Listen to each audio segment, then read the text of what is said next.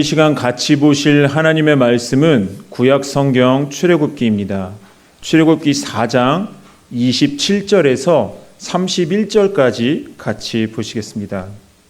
출애굽기 4장 27절에서 31절까지 같이 보시겠습니다. 우리 한 절 한 절 교독하시겠습니다.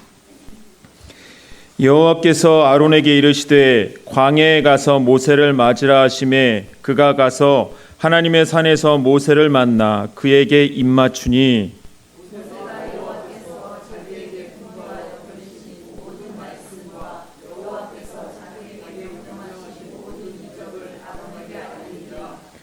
모세와 아론이 가서 이스라엘 자손의 모든 장로를 모으고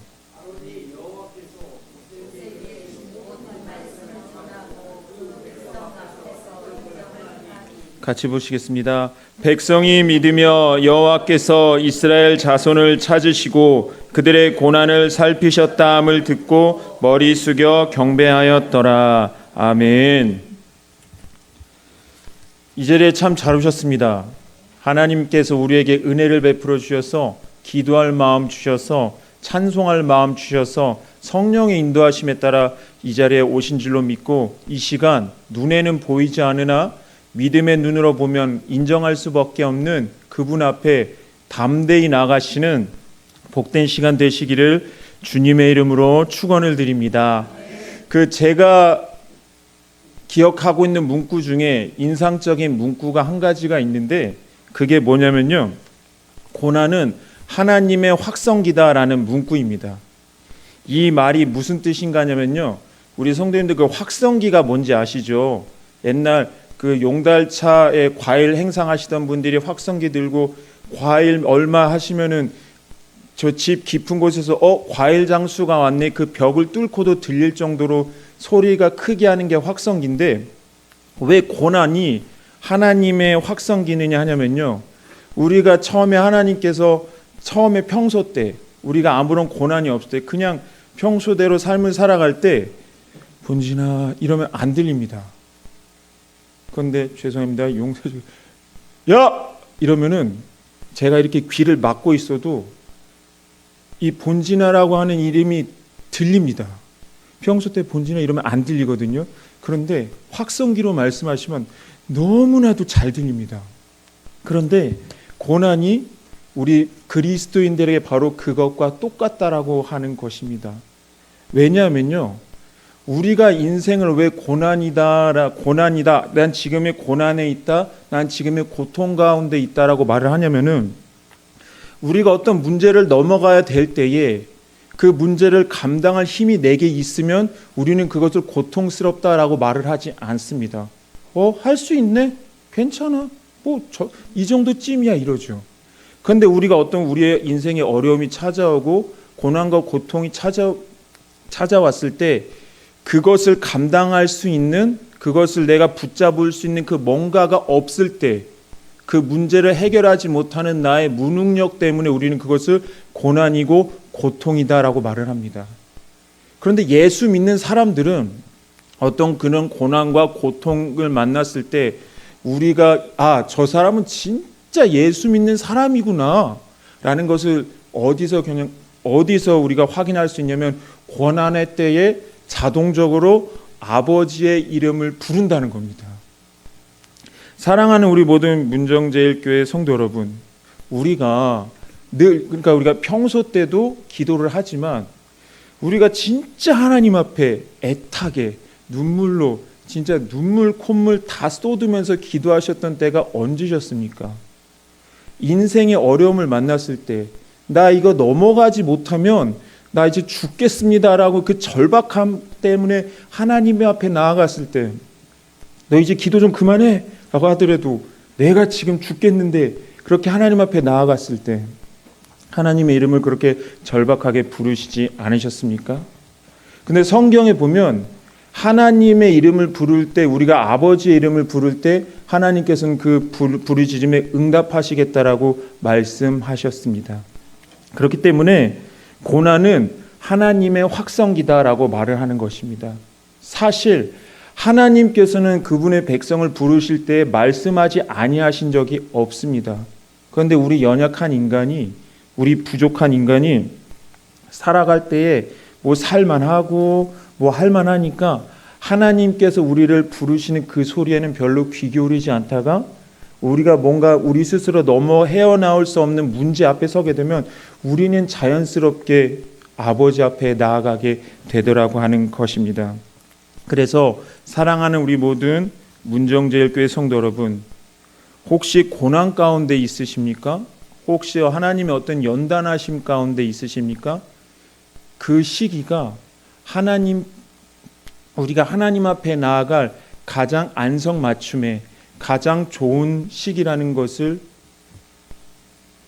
명심하시고 깨닫고, 나는 지금 불행한 것이 아니라 하나님의 복을 누리기 위하여 하나님께서 지금 나를 부르셔서 나는 하나님 앞에 나아가고 있다라고 믿으시고 믿음으로 주님 앞에 나아가시는 우리 성도님들 되시기를 주님의 이름으로 축원을 드립니다. 여기까지 말하니까 이제 끝난 것 같은데 이제 시작입니다. 제 본문으로 들어가겠습니다. 오늘 우리가 이제 살펴볼 이 출애굽기 4장 27절부터는 이제 모세가 기나긴 연단을 끝내고 하나님의 부르심에 순종하여 애굽으로 들어가는 장면으로 시작을 합니다. 지금의 이 오늘 읽었던 본문부터 앞으로 쭉 살펴볼 모세의 모습은 이전의 모세와는 다른 모습의 모세입니다. 같은 사람이지만 애굽을 대하는 태도와 마음가짐이 달라진 모세입니다. 같은 사람인데 무엇이 모세를 이렇게 변하게 했을까요? 한번 생각해 보면 일단은 하나님께서 모세를 통한 계획이 무엇이었냐면은 이스라엘을 출애굽시키시는 거였습니다. 그런 지도자를 삶을 살아야 할 모세에게 하나님께서는 40년의 광야를 허락하신 것입니다. 이게 뭔 소리냐 하실 수 있습니다. 하나님이 택하신 사람이고 하나님이 보내신 사람인데 왜 광야 40년을 겪었느냐라고 반문을 하실 수도 있습니다. 그 이유를 한번 살펴보면 이 모세가 애굽으로 가도록 가는 과정에서 이 모세를 변화시키신 분은 하나님이십니다. 지금 계속 저는 이제 모세 2장의 모세와 이 4장 이후의 모세를 비교하고 있는데 2장에서의 우리가 볼 수 있는 이 모세의 모습은 어떤 모습이었냐면은 자기의 힘으로 어떻게 한번 해보려고 하는 모세의 모습입니다. 그런데 40년간의 연단의 과정을 끝내고 또 4장 초반부터 26장까지의 하나님과의 대화를 끝낸 이 모세는 이제는 하나님께 기대어 하나님을 의지하는 모습의 모세입니다. 즉 상황은 그대로입니다. 변한 것은 아무것도 없습니다. 그러나 그 상황을 대하는, 그 상황을 임하는 모세가 달라졌습니다.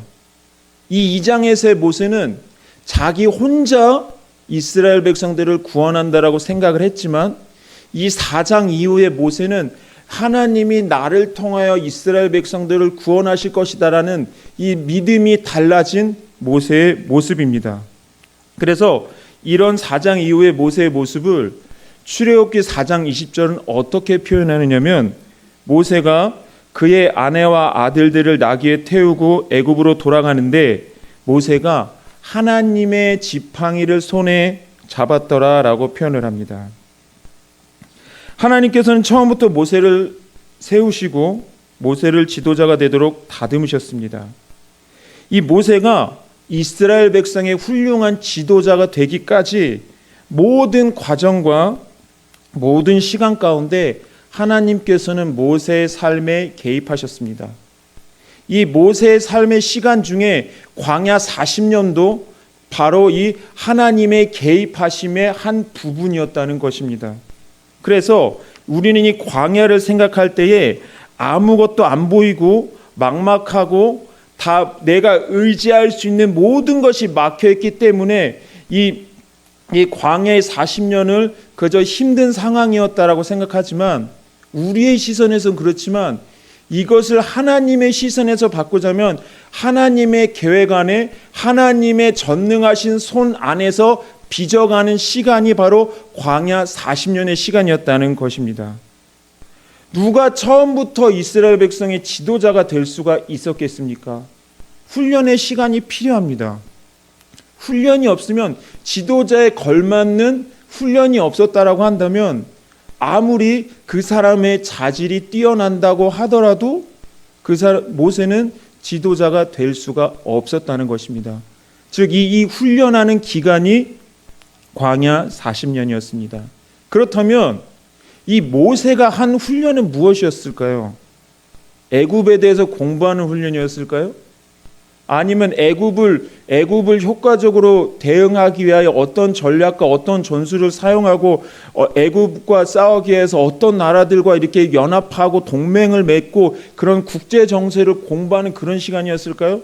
내가 애굽과 전쟁하는 데 필요한 군사력을 모으기 위해 준비하는 시간이 40년이었을까요? 아니었습니다.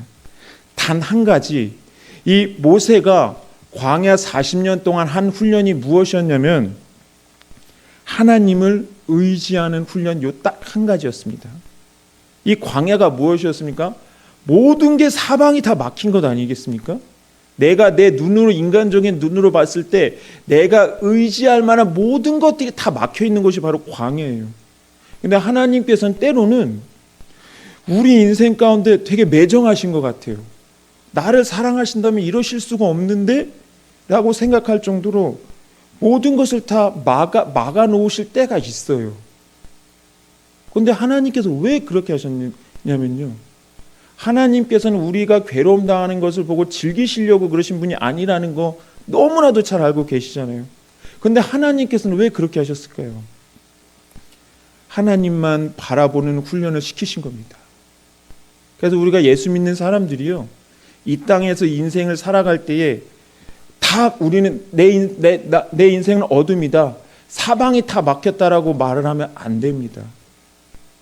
모든 게 다 막혔어도 한 가지 결코 막히지 않은 통로가 한 가지가 있습니다.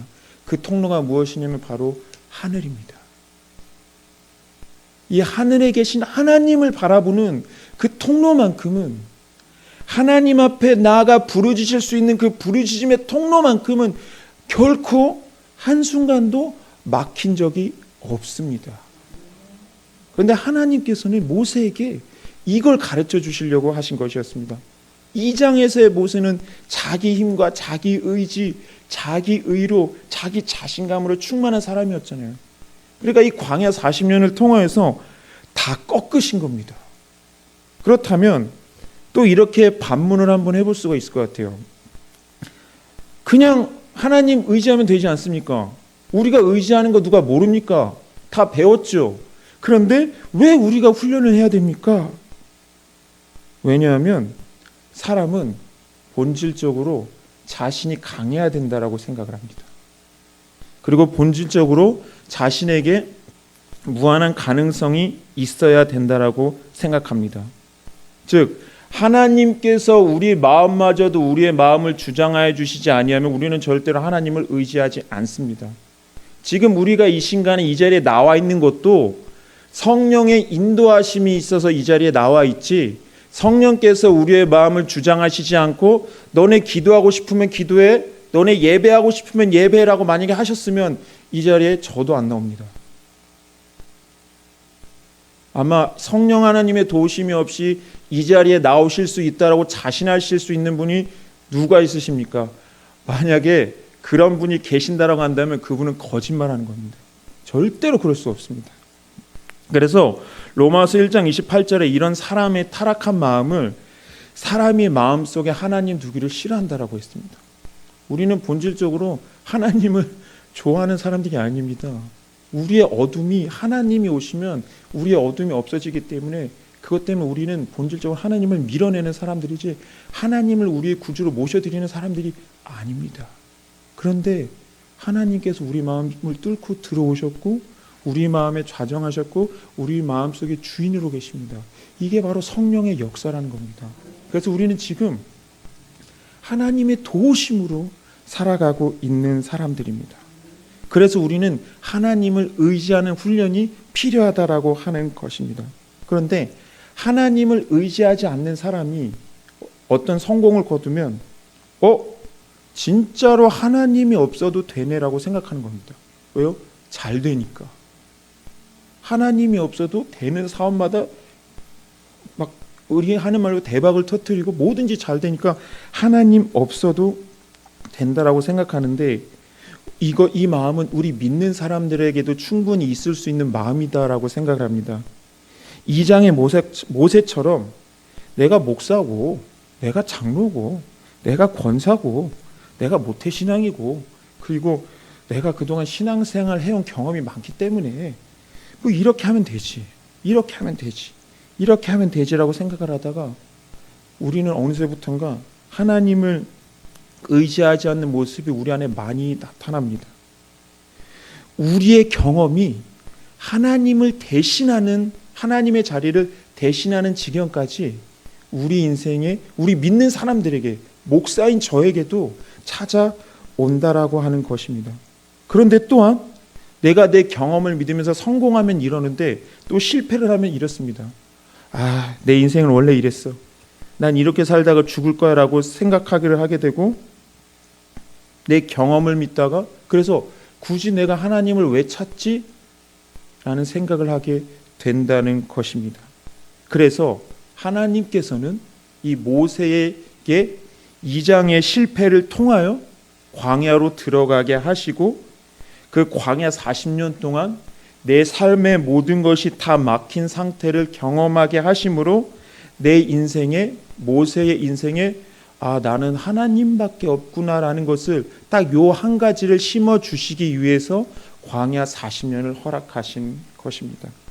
그리고 나서 이 훈련의 기간이 끝나고 난 뒤에 드디어 하나님의 때가 되니 하나님께서 모세에게 나타나셔서 나는 스스로 있는 자 아니라 내가 너를 보낼 것이다 이런 말씀을 하시면서 이제 모세가 하나님께 순종하고 그러고 나서 이제 애굽으로 간 것입니다. 그래서 우리의 좁은 소견으로는 이 광야가 고난이고 고통밖에 보이진 않지만 하나님의 시선으로는 우리가 지금 우리의 인생이 광야 가운데 있어도 하나님이 지금 나를 다스리고 계시는구나. 하나님이 나를 포기하지 않으시니까 나를 이 연단 가운데 주님만 바라보는 훈련을 시키시는구나 라는 믿음을 우리는 가져야 한다는 것입니다. 우리와 같이 타락한 성품을 가지고 있는 사람들에게는 이 광야라는 시간이 하나님의 사람으로 빚어지는데 혹은 하나님을 바라보는데 꼭 필요한 것입니다. 그래서 예수 믿는 사람들은 어떤 상황이든지 다 형통한 겁니다. 왠지 아십니까? 하나님이 함께 하셔서 형통한 겁니다. 그래서 나는 지금 돈 문제가 있어. 나는 지금 사업 문제가 있어. 나는 지금 자녀 문제 때문에 인생의 문제 때문에 너무나도 고통스러워. 그래서 나는 불행이라고 하는 것이 아니라 내가 지금 이렇게 어렵고 힘들고 사방이 다 막혔지만 하나님이 계셔서 난 형통한 사람이야 라고 스스로에게도 우리 옆에 있는 성도들에게도 주저앉아 있는 누군가에게 이렇게 하나님이 임마누엘의 하나님이 우리와 함께 하신다는 그 믿음을 근거로 너는 형통한 사람이야 라고 말을 해주실 수 있는 우리 성도님들 되시기를, 우리 청년들도 마찬가지입니다. 믿음으로 선포하실 수 있는 우리 성도님들 되시기를 주님의 이름으로 축원드립니다. 그래서 오늘 우리가 읽은 본문을 이제서야 들어가네요. 본문 이전까지는 이제 모세를 준비시키셨고 이제 하나님께서 오늘부터 볼 내용은 그 약속하신 내용을 하나하나 실행하시는 부분을 우리가 볼 수 있는데 오늘 우리가 본문을 통하여서 살펴볼 내용은 두 가지인데 첫 번째는 이 하나님께서는 모세를 도울 동역자를 보내셨습니다. 그 사람이 바로 아론입니다. 27절에 여호와께서 아론에게 이르시되 광야에 가서 모세를 맞으라 하시매 그가 가서 하나님의 산에서 모세를 만나 그에게 입맞추니라고 말씀을 합니다. 하나님께서는 모세를 이스라엘 백성의 지도자로 부르셨지만 혼자 모든 걸 하도록 부르신 것이 아닙니다. 이끄는 지도자가 있다면 그 지도자를 도울 동역자가 필요한 것입니다. 우리는 하나님의 일을 할 때에 한두 사람의 슈퍼맨을 원합니다. 한두 사람이 뛰어나면 우리는 저 사람을 의지하면서 가면 되지라고 생각하겠지만 하나님이 일하시는 방법은 그렇지가 않습니다. 우리 교회 담임 목사님을 세우셨다면 장로님들이 계시고 권사님들이 계시는 것입니다. 그 모든 사람들이 합력하여 하나님 나라를 확장하는 데 부름받은 사람들입니다. 그래서 우리 예수 믿는 사람들은 본질적으로 다 성도라고 부릅니다. 왜냐하면 거룩한 도를 따르는 사람들인 것입니다. 그래서 이 아론이나 이 모세나 이 이스라엘 백성들을 구원한다라고 하는 동일한 똑같은 사명을 가지고 지금 이 하나님의 산에서 모세와 아론은 애굽으로 들어가고 있다는 것입니다. 그러나 우리가 한 가지 잊지 말아야 될 것은 질서 안에서의 그 질서는 우리가 반드시 지켜야 된다는 것입니다. 모세는 지도자이고 아론은 섬기는 자였기 때문에 이 선을 넘어가서는 안 됩니다. 이거는 우리 교회 안에서도 마찬가지입니다. 본질적으로는 동역자이나 교회의 질서 안에서는 순종해야 될 권위가 있다라고 하는 것입니다. 또 두 번째는 모세는 아론에게나 이스라엘 백성을 만났을 때 자신의 뜻을 전한 것이 아니라 하나님의 뜻과 계획을 전했습니다. 28절에 모세가 여호와께서 자기에게 분부하여 보내신 모든 말씀과 여호와께서 자기에게 명령하신 모든 이적을 아론에게 알리니라 라고 말씀합니다. 우리가 처음에 말로만 하면 그 증거를 대라고 하지 않습니까? 그래서 하나님께서 모세는 하나님께서 말씀하셨다는 증거를 하나님이 모세에게 보여주셨던 그 이적 그대로 아론에게 보여주니 아론이 그 이적을 통하여 하나님이 일하시는 게 맞구나라는 것을 가지고 같이 애굽으로 들어가게 되고 이 아론도 이제 그 이스라엘의 모든 장로들을 모아서 모세를 통하여 전해들은 하나님의 말씀을 전하고 그 말씀대로 하나님이 일하실 것을 보여주는 증거로 이 이적을 장로들에게도 보여줬습니다. 그러니 그때에서야 이 장로들이 하나님께서 우리를 돌보셨구나, 하나님께서 우리의 고난을 살피셨구나라는 것을 깨닫고 머리 숙여 하나님께 예배했다라고 이야기를 하고 있는 것입니다. 오늘 본문이 이야기를 하고 있습니다. 다시 한번 출애굽기 2장의 모세와 비교를 하게 되면 이 모세가 자신의 힘으로 동족들에게 나아갔을 때는 아무도 이 모세를 인정하지 않았습니다. 그러나 하나님의 지팡이를 들고 이 모세가 애굽으로 들어가니 그래서 이 모세를 통하여 하나님께서 일하시니 모세의 말이 아니라 모세의 능력이 아니라 하나님의 능력이 모세를 통하여 일하시는 것을 보고 이 이스라엘 백성들이 위로를 얻고 힘을 얻고 그 절망의 자리에서 인생이 너무나도 괴롭고 부르짖는 그 자리에서 하나님을 예배하는 자리로 나아갔다라고 하는 것입니다. 그래서 우리가 이 이야기만을 보게 되면 모세가 아론에게 전했고 아론이 이스라엘 백성들에게 전한 것으로 보이지만 이 모든 과정을 통하여서 이 모든 것을 이루시는 이는 바로 하나님이시다라고 하는 것입니다. 그래서 우리가 바라볼 분은 오직 하나님밖에 없음을 우리는 알아야 합니다. 우리가 내가 할 수 있다라고 하는 내가 뭔가를 한다는 자신감이 충만해져 있을지라도 그 마음을 내려놓고 내 인생에는 주님밖에 없다라고 하는 그 믿음을 가지고 나아가시는 우리 모든 성도님들 되시기를 주님의 이름으로 축원을 드립니다. 이제 말씀의 결론을 맺도록 하겠습니다. 이 2장의 모세의 모습은 모세가 주도적으로 움직이는 모습입니다. 하나님을 잠깐 뒤로 물리고 자신이 나서서 이스라엘 백성들을 구원하려고 한 것입니다. 그런데 뜻대로 되지 않았던 겁니다. 왜냐하면요, 모세가 스스로는 할 수 없는 일이었기 때문입니다. 내 인생 내 것이다. 내가 할 수 있다. 굳이 하나님 앞에 기도하지 않아도, 굳이 하나님 앞에 부르짖지 않아도 내가 할 수 있다라고 자신감이 넘치는 부분이 출애굽기 2장의 모습이라고 한다면, 광야 40년을 통하여 할 수 있다고, 나 스스로 할 수 있다라고 내 자아가 무참히 깨지고 내 자아가 죽음을 통해서 하나님을 의지하게 하시는 성령이 우리를 주님께로 인도하면, 그때 내 인생에 하나님밖에 없구나라고 하는 그 상태가 출애굽기 4장의 모세입니다. 그래서 이 출애굽기 4장의 모세는 이제 하나님께서 이래시겠구나라는 믿음을 가지고 이 애굽으로 나아간 것입니다. 하나님께서는 우리를 포기하신 것이 아니라 우리를 통하여 하나님께서 일하실 토양을 만드신 것입니다.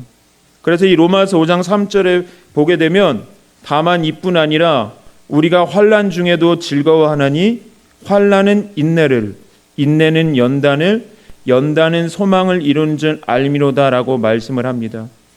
우리가 환난 중에 어떻게 소망까지 갈 수가 있겠습니까? 우리가 이 환난 중에서도 소망을 가질 수 있는 이유는 이 환난 가운데에서도 우리와 함께 하시는 하나님 때문에 소망을 가질 수 있다는 것입니다.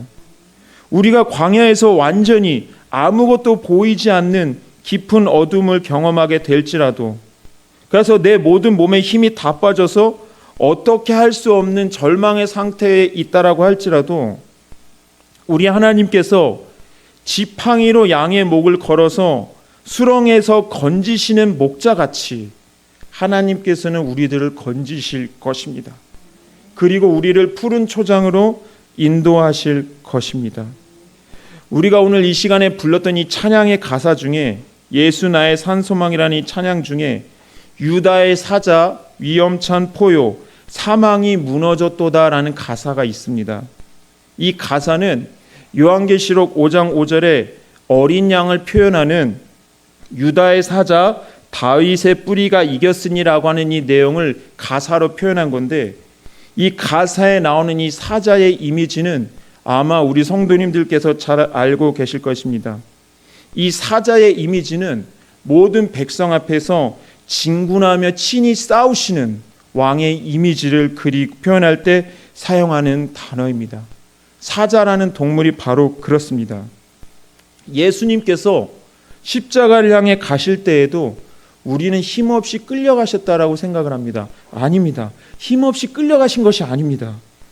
자신의 백성을 구하는 강한 왕으로서 그 십자가에 친히 자원으로 걸어가신 것입니다. 부활하셔서 승천하실 때에도 하나님의 영광으로 가득한 이 왕의 모습으로 승천하신 것입니다. 즉, 십자가를 향해 걸어가시는 예수님이나 부활하시고 나서 승천하신 그 예수님의 모습이나 똑같이 자신의 사랑하는 백성을 구할 강력한 왕의 모습을 가지고 일을 하신 것입니다. 사랑하는 우리 모든 문정제일교회 성도 여러분, 우리의 인생을 이끌어 가시는 분은 바로 이 유다의 사자 어린 양 대신 예수 그리스도이십니다. 이 어린 양 대신 예수 그리스도께서 죄와 사망의 죽음에서 건지신 우리 주 예수 그리스도께서 우리의 목자가 되셔서 우리의 인생을 이끄시고 우리의 인생을 인도해 가실 때에 죽음에서도 우리를 건지셨는데, 그 어떤 고난과 고통에서도 우리를 건지시지 않으실 리가 없습니다. 그리고 우리를 하나님의 뜻에 따라 하나님의 계획하신 그 길로, 우리를 인생을 향한 하나님의 계획하신 대로 우리를 이끌어 가실 것입니다. 우리는 지금 그 여정 중에 있는 사람들입니다. 전능하신 유다의 사자이신 강력한 왕으로서 우리를 다스리시는, 사랑으로서 우리를 다스리시는 그 주님을 평생 바라보시면서 온전히 주님과 동행하시는 우리 성도님들 되시기를 주님의 이름으로 축원을 드립니다.